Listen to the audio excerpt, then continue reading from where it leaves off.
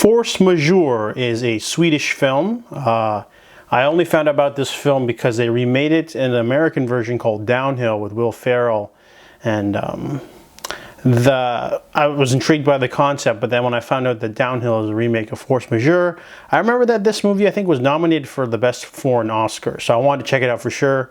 This movie is about Thomas. He is a businessman with a family, 2 kids, and he's going on vacation with them because he's been working too much. So they go to the Swiss Alps and stay at this nice hotel, and basically the concept of this movie is that while they're having lunch, a controlled avalanche is set off, and it looks like the avalanche is going to kill everyone on the patio. So at first they're like, oh, it's okay. They know what they're doing. But then, it starts to build and then it comes right at them.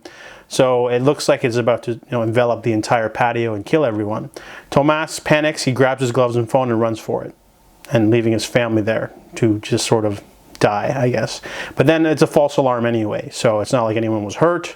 And this movie is a masterclass of subtle tension. There's like a bubbling unease that just so slowly simmers, just like a pot of boiling water just slowly getting hotter.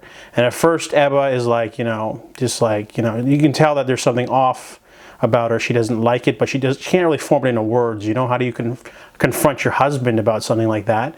And he doesn't seem to see that he did anything wrong at the beginning, and then he starts to outwardly deny it. And then they meet other people at the resort and try to get their opinion, but it doesn't work out. And then the movie only gets more interesting when an old friend of Thomas's shows up, Mats, and his girlfriend Franka, and when there's another uncomfortable sequence. So this movie is billed as a dark comedy, but I wouldn't say it's like that kind of dark comedy. It's not laugh out loud funny. It's more of an uncomfortable cringe fest, and in a good way though. It's like a lot of uncomfortable moments, a lot of intriguing themes and conversations. The movie is a bit long though. It's a full 2 hours long. I felt like it could have been a little bit shorter, but there's some great, amazing sequences, dramatic sequences in this movie. I can name 3 or 4 involving a guy's night out, another one involving a breakdown. It's not particularly hilarious in that way, but it's an intriguing film that has some really great set pieces dramatically, even though the whole movie itself feels a little thin.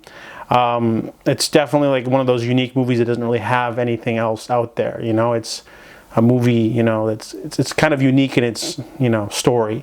So it has a lot of, dramatic heft and, uniqueness to it. So I like that.